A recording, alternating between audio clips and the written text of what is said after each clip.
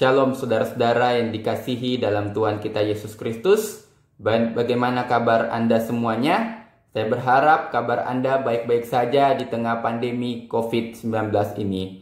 Saat ini saya mau mengajak untuk saudara-saudara sekalian membaca di dalam Matius pasal 22 ayat 34 sampai ayatnya yang ke-40. Saya akan bacakan untuk saudara-saudara sekalian.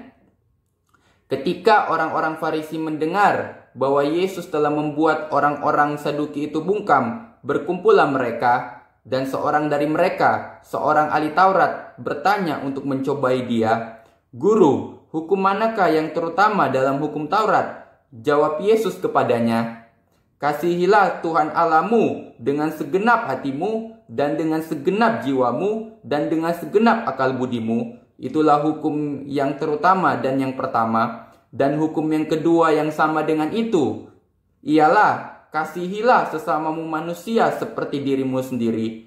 Pada kedua hukum inilah tergantung seluruh hukum Taurat dan kitab para nabi.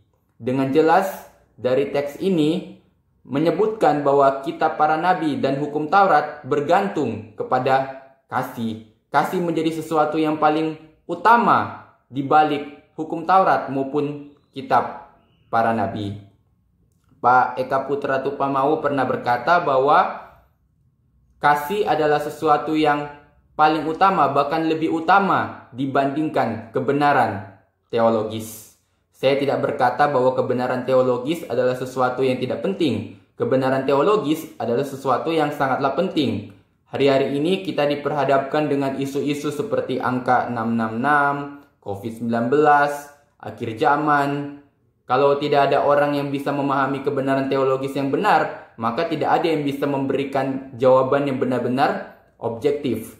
Mengingat banyak tafsiran-tafsiran yang bermunculan di berbagai kalangan. Dengan demikian, kebenaran teologis tetap adalah sesuatu yang sangatlah penting. Tetapi, yang paling utama bukanlah kebenaran teologis, tetapi kasih.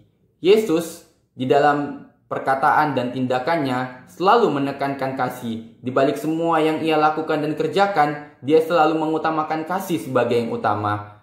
Mengapa kasih yang paling utama di dalam kekristenan kita?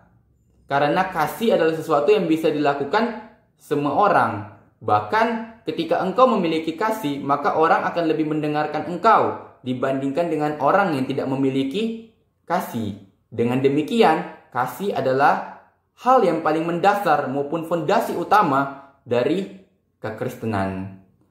Tetapi yang menjadi persoalan adalah, apakah kita masih memiliki kasih hingga hari ini? Baik kasih kepada Allah ataupun kasih kepada sesama.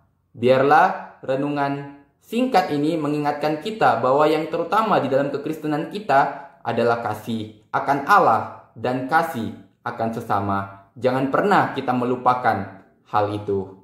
Saya mengajak untuk saudara-saudara sekalian untuk kita sama-sama melakukan dan merenungkan kebenaran firman Tuhan ini sepanjang waktu di dalam kehidupan kita, sehingga kita menjadi pribadi yang senantiasa selalu mengutamakan kasih akan Allah dan kasih akan sesama. Saya mengajak untuk saudara-saudara untuk sama-sama kita berdoa. Bapa dalam sorga, kami bersyukur karena telah mendengar kebenaran firman Tuhan, bahwa kasih akan Allah dan kasih akan sesama adalah yang terutama di dalam kekristenan kami.